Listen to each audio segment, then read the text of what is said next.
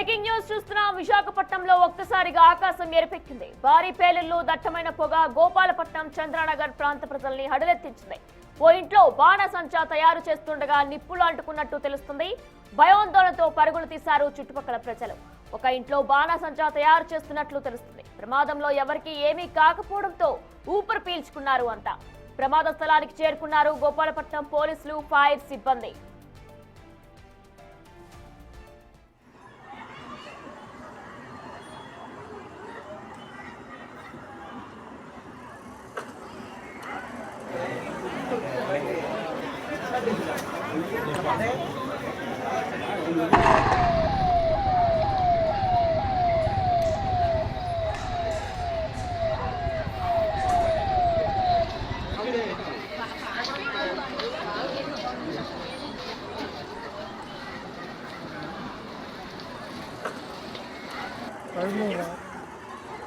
ఇది చందనగర్ గోపాలపట్నం ఏరియా వస్తుంది.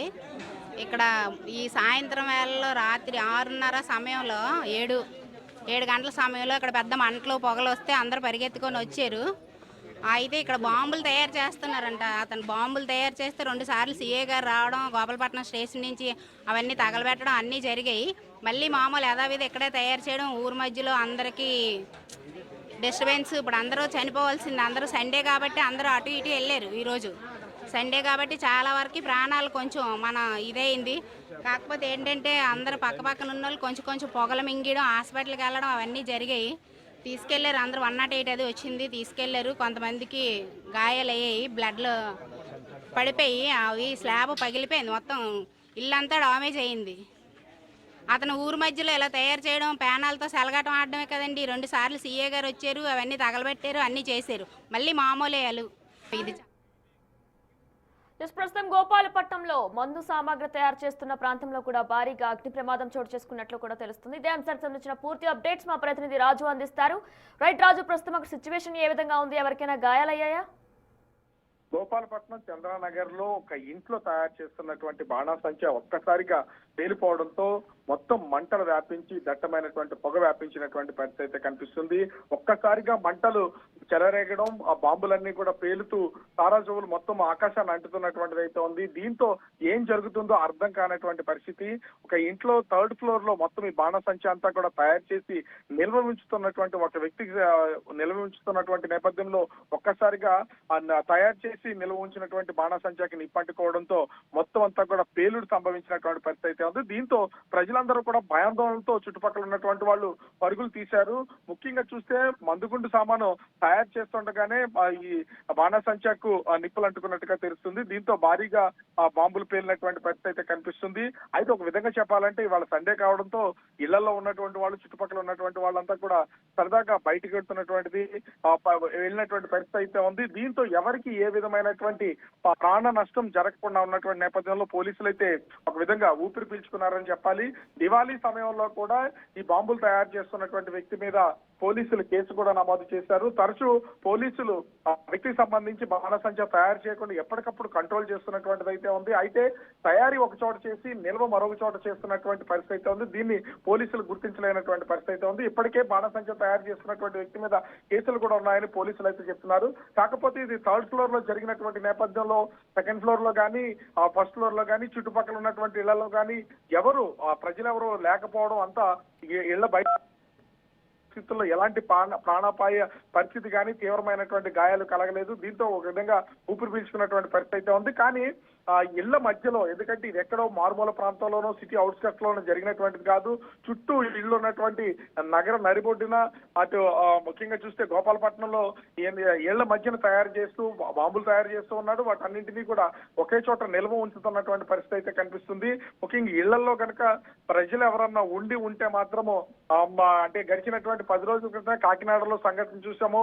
ఎంతో మంది చనిపోయినటువంటి పరిస్థితి చూసాం. మరీ విశాఖపట్నంలో అట్లాంటి ఘటన ఉత్పన్నమై ఉండేది.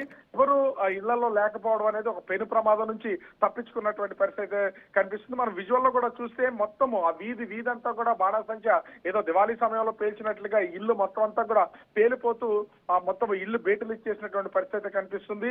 ఇళ్లలో నుంచి మొత్తం ఒక్కొక్కటిగా అంటే బీటలు వారడం, స్లాబ్ కు సంబంధించినటువంటి మొత్తం పెచ్చులన్నీ కూడా కింద పడిపోయినటువంటి పరిస్థితి ఉంది. దారిలో వెళ్తున్నటువంటి వాళ్ళు కూడా భయాందోళనకు గురయ్యి పరుగులు తీసినటువంటి పరిస్థితి అయితే ఉంది.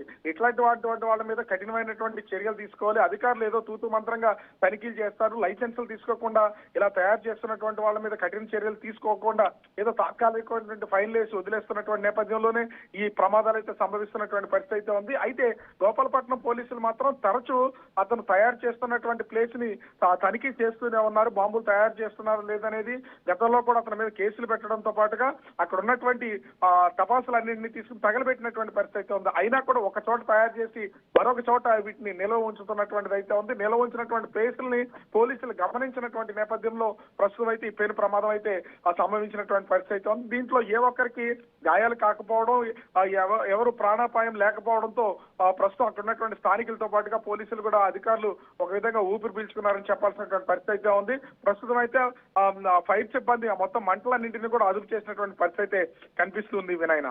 Right Raju, thanks for the details.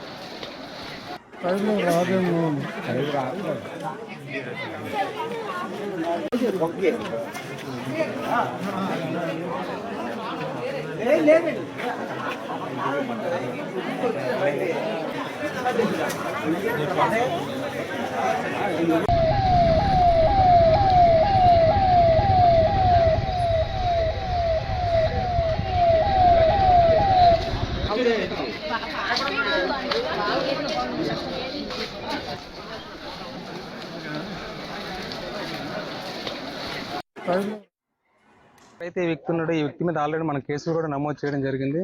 Recent గా వాళ్ళ ఇల్లు నేను పర్సనల్ గా మా ఎస్ఎల్ అందరూ కూడా ఫ్రీక్వెంట్ చెక్ చేస్తాను. అయితే మనకు తెలియకుండా ఆ ఇంట్లో కాకుండాను మనకు తెలియకుండా వేరే రూమ్ తీసుకొని ఈ టపాసులు పెట్టడం జరిగింది. అనుకోకుండా దురదృష్టకరంగా జరిగింది. భగవంతుడి దయ వల్ల ఎవరికేమీ కాలేదు. నేను వచ్చి ఇక్కడ ఎవరైతే బిల్డింగ్ కన్స్ట్రక్షన్ చేస్తున్నది ఇతనే సాక్ష్యం. చిల్లరండి మీరు ఒకసారి. ఒక 15 days బ్యాక్ వచ్చాను. ఇతను ఈ ఇల్లు కన్స్ట్రక్షన్ చేస్తున్నారు. ఆ ఇల్లు అంతా మొత్తం చెక్ చేశాను. నేను చెక్ చేసిన తర్వాత సంచులు గించులు ఉంటూ మొత్తం తీసి కాల్పిచ్చాను.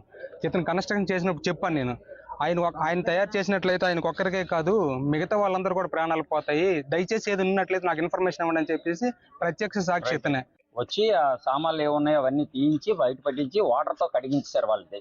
అది క్లియర్ అయిపోయింది. క్లియర్ అయిపోయిన తర్వాత కూడా ఆయనకి చెప్పారు, ఏదైనా పని చేసుకో, ఇది ఇక్కడ మరి చెయ్యొద్దు అని చెప్పేసి చాలా గట్టిగా వార్నింగ్ ఇవ్వడం జరిగింది. ఆయనతో పాటు మేము కూడా ఆయన చెప్పడం జరిగింది, నువ్వు పెయింటింగ్ పని వచ్చు కదా, నా దగ్గర రా, నేను కాట వర్క్ ఇస్తాను అంటే ఇమీడియట్ గా నేను వచ్చేస్తానండి అన్నాడు. కానీ అక్కడ స్టోర్ చేశాడు.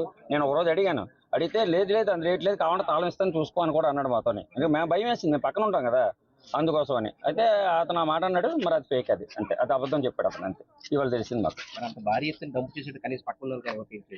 మరి అదే కదా సార్ మేము చెప్తుంది, ఆయనకి అంతా క్లియర్ చేసి పంపించానండి. ఆ రోజు సారాలో వెళ్ళిపోయిన తర్వాత నాది నేను లేదు, అంతా క్లియర్ చేస్తానని చెప్పాడు సార్, అంతే.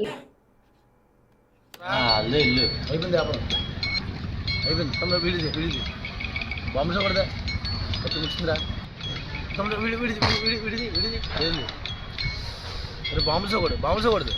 బాంబు కొడదా ఇల్లు అయిపోయింది, వ్యాపారం అయిపోయింది. తమ్ముడు వీడిది బాంబు కొడదా ముచ్చిందిరా తమ్ముడు, విడిది ఏంది